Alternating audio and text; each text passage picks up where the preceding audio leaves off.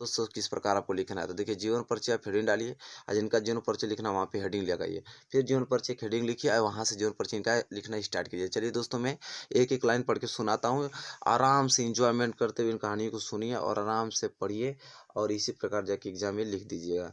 तो देखिए यहाँ पे दोस्तों यह है कि भक्तिकालीन महाकवि सूरदास जी का जन्म रूनकता ग्राम में 1478 ईस्वी में। देखिए उनका जन्म कब हुआ, तो महाकवि सूरदास का जन्म रूनकता ग्राम में 1478 ईस्वी में पंडित रामदास जी के घर हुआ था। पंडित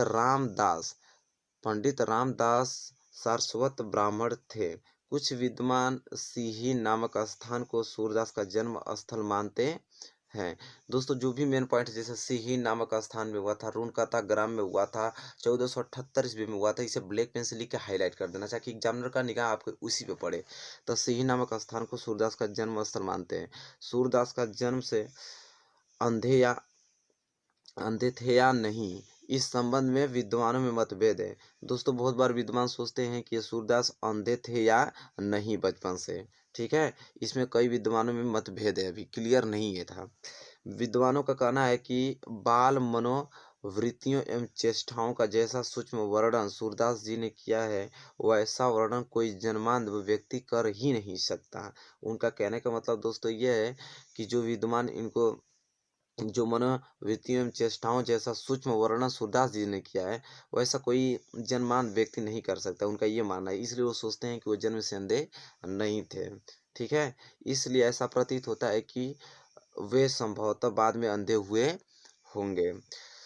वे हिंदी भक्त कवियों के शिरोमणि माने जाते हैं, ठीक है। सूरदास जी एक बार वल्लभाचार्य जी के दर्शन के लिए मथुरा के गौघाट आए और उन्हें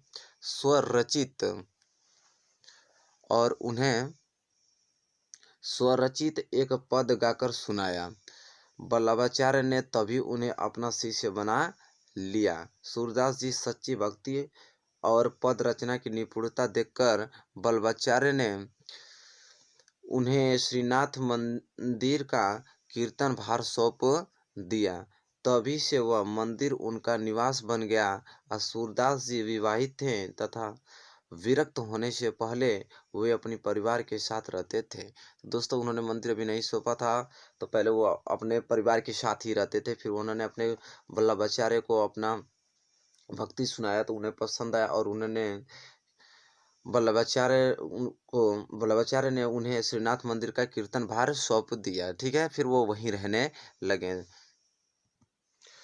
वल्लभाचार्य जी के संपर्क में आने से पहले सूरदास जी दीनता के पद गाया करते थे तथा बाद में यह अपने गुरु के कहने पर कृष्ण लीला का गान करने लगे, ठीक है। सूरदास जी की मृत्यु 1583 ईस्वी में गोवर्धन के पास पारसौली नामक ग्राम में हुई थी, ठीक है। कब उनका मृत्यु हुआ, तो 1583 ईस्वी में। से ब्लैक पेन से लिख के आपको हाईलाइट कर देना, ठीक है, अंडरलाइन नीचे कर दीजिएगा। देखिए उनकी महत्वपूर्ण कृतियां कुछ है, जैसे में सूरसागर, सुर शरावली और साहित्य लहरी इनके प्रमुख रचनाएं हैं, ठीक है। तो दोस्तों इस प्रकार आपको इस ढंग से बेहतरीन तरीके से आपको इसे लिखना है। और गोस्वामी तुलसीदास का वेरी मोस्ट एमपी क्वेश्चन दोस्तों एग्जाम में बहुत बार पूछा गया और पूछता भी है, ठीक है। अगर ये आप याद कर लेते हैं तो समझिए कि 4 नंबर आपका फिक्स होने वाला है बोर्ड एग्जाम में, ठीक है। तो चलिए दोस्तों एक बेहतर तैयारी करने के लिए आप तैयार हो जाइए। तो चलिए हम लोग पढ़ते हैं आज इस वीडियो में गोस्वामी तुलसीदास का जीवन परिचय, ठीक है। तो आपको यहाँ पे हेडिंग डाल देना है जीवन परिचय, और यहाँ से इन चीज़ों को पढ़ना है और समझना है, ठीक है। तो मैं पढ़ा रहा हूँ आपको एक एक वर्ड, आप इसे ध्यान से सुनिए और समझने की कोशिश कीजिएगा। देखिए यहाँ पे दोस्तों यह है, लोकनायक गोस्वामी तुलसीदास भारत के ही नहीं संपूर्ण मानवता तथा संसार के कवि हैं, ठीक है। उनके जन्म से संबंधित प्रामाणिक सामग्री अभी तक प्राप्त नहीं हो सकती है।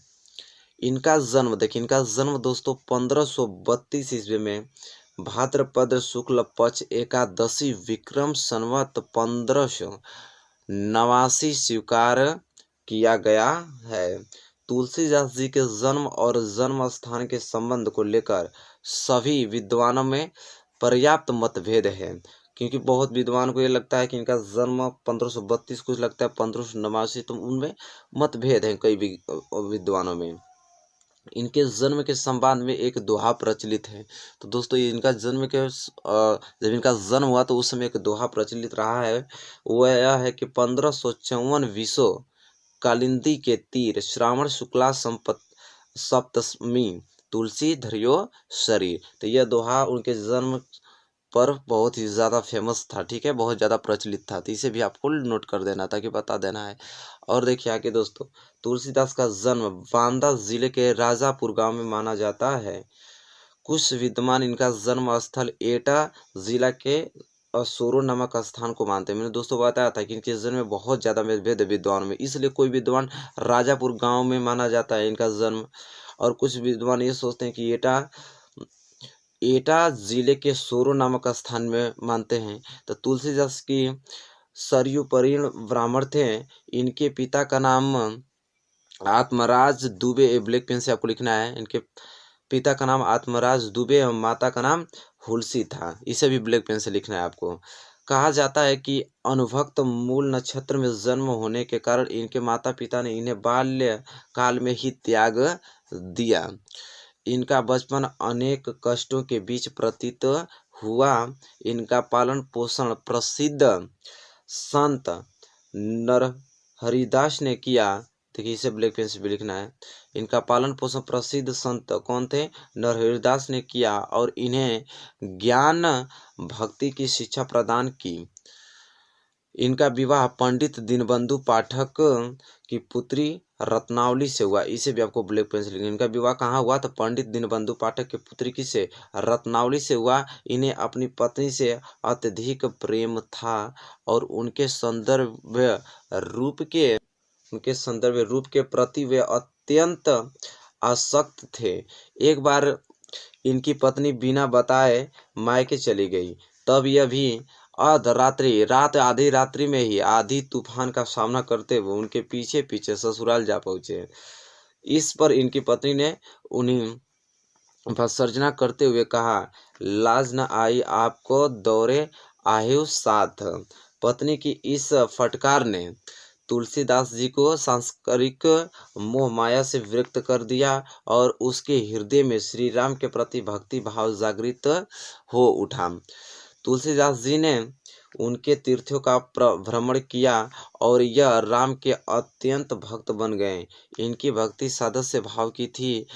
सन 1574 ईस्वी में इन्होंने अपने सर्वश्रेष्ठ महाकाव्य रामचरितमानस की रचना की। देखिए रामचरितमानस की रचना तुलसीदास जी ने ही किया था रामचरितमानस की रचना। और कब? 1574 ईस्वी में, ठीक है। तो मानव जीवन की सभी उच्चादर्शों को समावेश करके इन्होंने राम को मर्यादा पुरुषोत्तम बना दिया।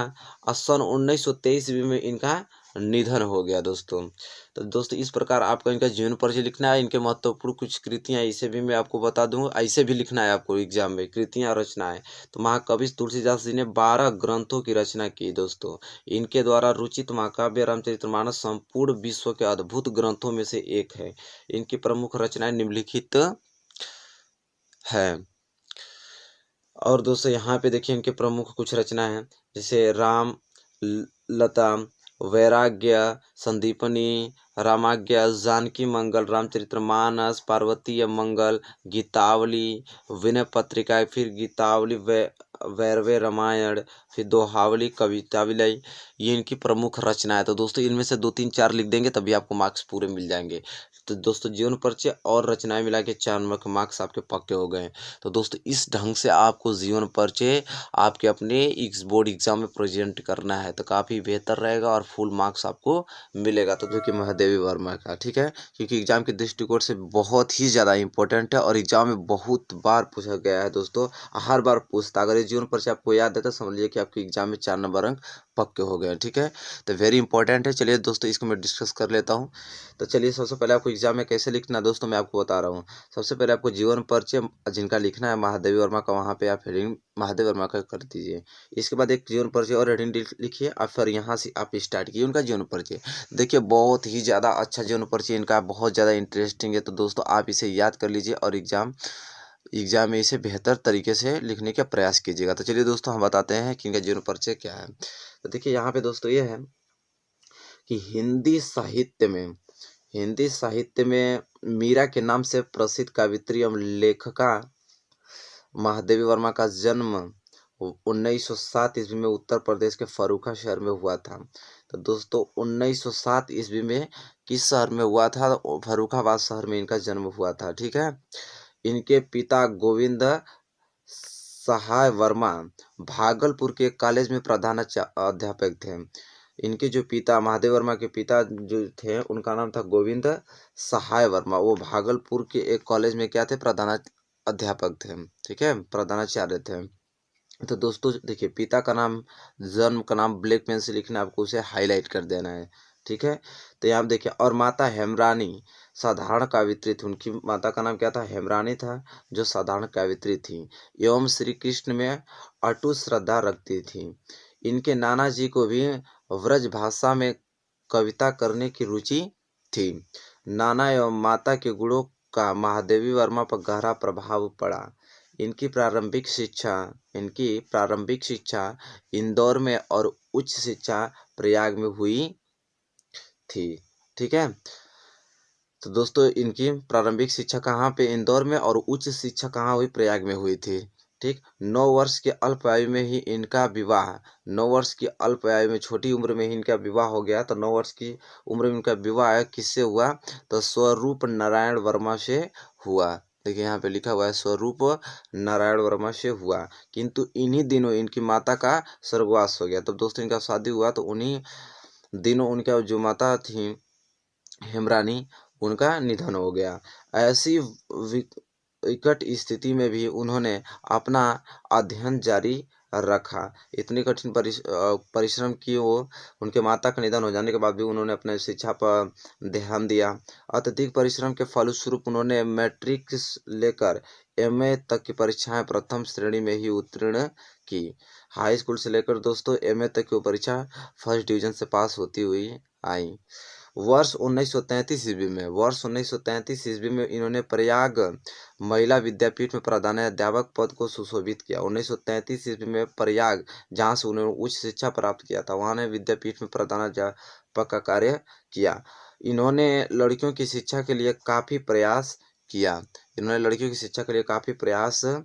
साथ ही नारी की स्वतंत्रता के लिए यह सदैव संघर्ष करती रहीं। इनके जीवन पर महात्मा गांधी का तथा कला साहित्य साधना पर रविंद्रनाथ टैगोर के प्रभाव पड़ा। ठीक है। तो चलिए दोस्तों इनके साहित्यिक परिचय के बारे में थोड़ा डिस्कस कर लेते हैं। देखिए यहाँ पे साहित्यिक परिचय दोस्तों यह है, महादेवी जी की साहित्य और संगीत के अतिरिक्त चित्रकला में भी रुचि रखती थी। साहित्य और संगीत के क्षेत्र में तो थी ही, और उसके अलावा चित्रकला में भी वो रुचि रखती थी। सर्वप्रथम इनकी रचनाएं चांद नामक पत्रिका में प्रकाशित हुई। दोस्तों यहाँ पे मोस्ट इम्पोर्टेंट है, सर्वप्रथम इनकी रचनाएं चांद, ठीक है, चांद रचना का नाम है, वो पत्रिका प्रकाशित हुई। ये चांद पत्रिका की संपादिका भी रही। इनकी साहित्य साधना के लिए भारत सरकार ने इन्हें पद्म भूषण की उपाधि से अलंकृत किया। ठीक है। देखिए दोस्तों, वेरी मोस्ट क्वेश्चन लिख के ब्लैक पेन से हाईलाइट कर देना है। इनकी साहित्य साधना के लिए भारत सरकार ने इन्हें पद्म भूषण की उपाधि से अलंकृत किया। और दोस्तों इन्हें सेकसरिया तथा मंगल प्रसाद पुरस्कारों से भी सम्मानित किया गया है। वर्ष 1983 ईस्वी में उत्तर प्रदेश हिंदी संस्थान द्वारा इन्हें 1 लाख रुपए का भारतीय पुरस्कार दिया गया। इसी वर्ष काव्य ग्रंथ यामा पर इन्हें भारतीय ज्ञानपीठ पुरस्कार प्राप्त किया। दोस्तों बहुत ही ज़्यादा मज़ेदार इनका है जीवन परिचय। देखिए कितना उन्होंने स्ट्रगल किया है लाइफ में। यह जीवन प्रयत्न प्रयाग में ही रहकर साहित्य साधना करती रहीं। आधुनिक काव्य के साज श्रृंगार में इनका अविस्मरणीय योगदान है। इनके काव्य में उपस्थित विरह वेदना अपनी भावनात्मक गहनता के लिए अमूल्य मानी जाती है। इसी कारण इन्हें आधुनिक युग की मीरा भी कहा जाता है। तो आधुनिक युग की मीरा किसे कहा जाता है? तो महादेवी वर्मा को दोस्तों। ठीक है। करुणा और भावुकता इनके काव्य की पहचान है।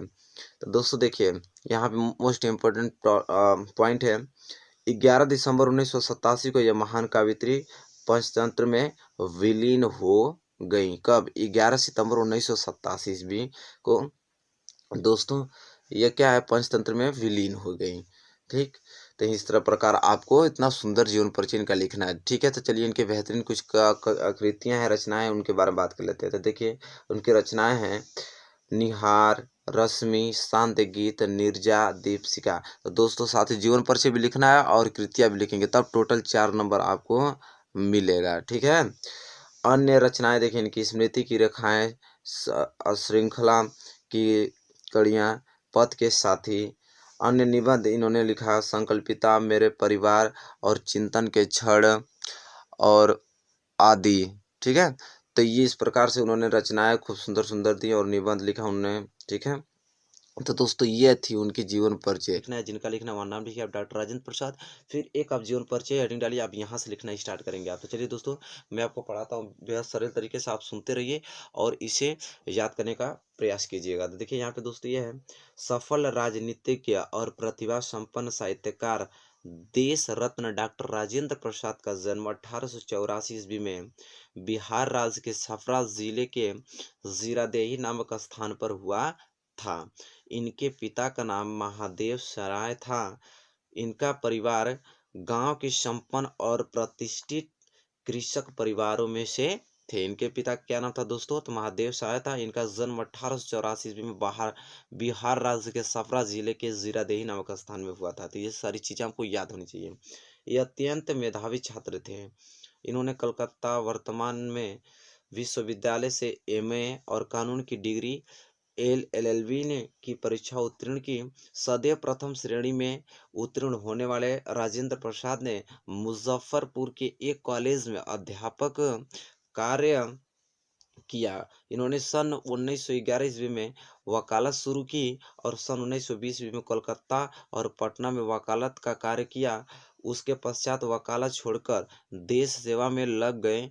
इनका सुझाव प्रारंभ से ही राष्ट्रीय सेवा की ओर था। सन 1917 ईस्वी में गांधी जी के आदर्शों और सिद्धांतों से प्रभावित होकर इन्होंने चंपाचरण के आंदोलन में सक्रिय भाग लिया और वकालत छोड़कर पूर्ण रूप से राष्ट्रीय स्वतंत्रता संग्राम में कूद पड़े। अनेक बार जेल की यात्राएं भी भोगी।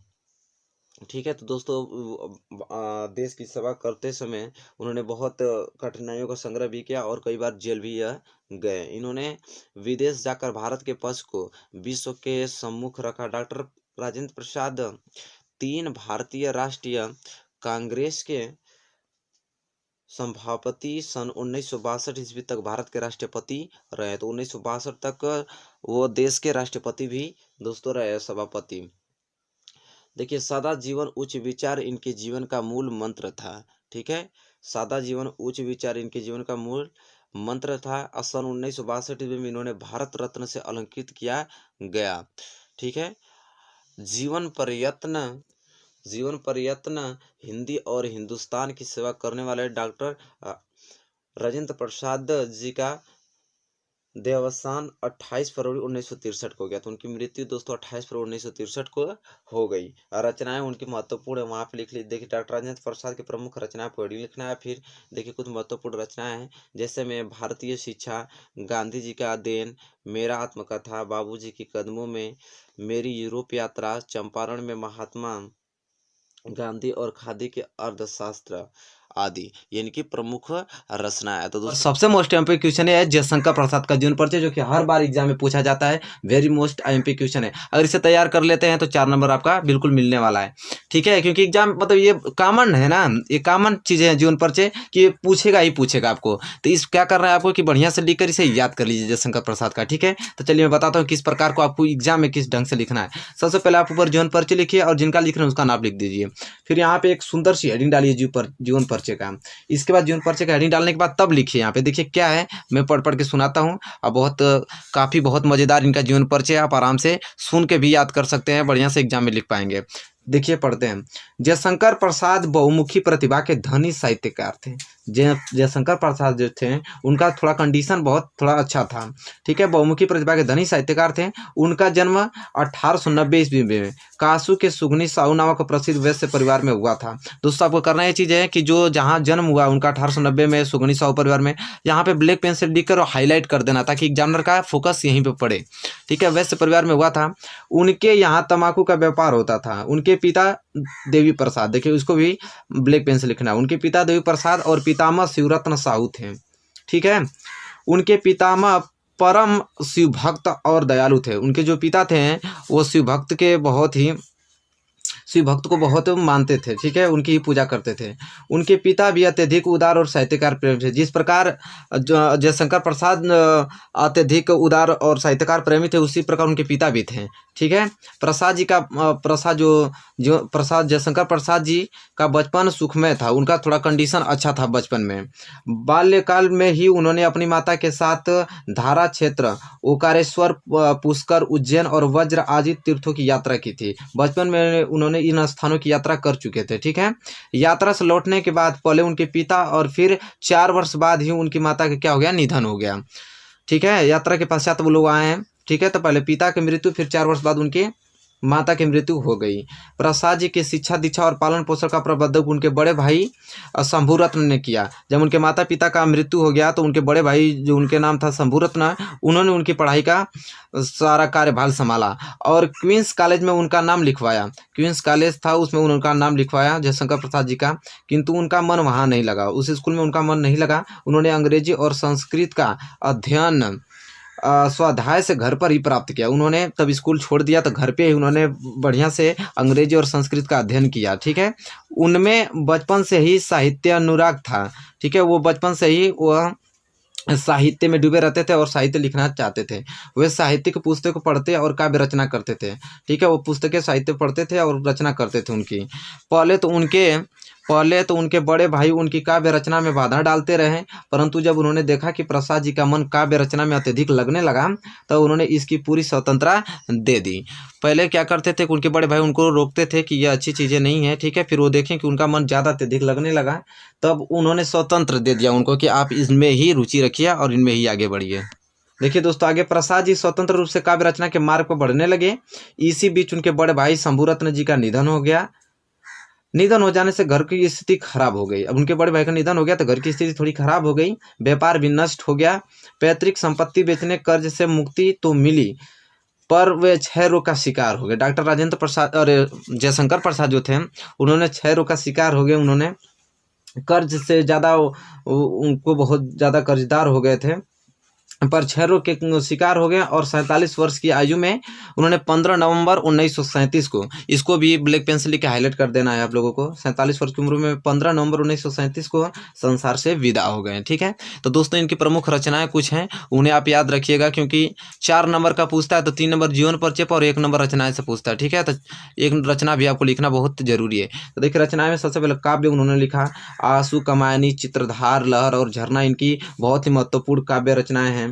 कहानी भी उन्होंने लिखा था, आंधी, इंद्रजाल, छाया, प्रतिध्वनि आदि। उपन्यास बहुत अच्छे अच्छे लिखे थे, जिसमें से महत्वपूर्ण उपन्यास हैं तितली, कंकाल और इरावती।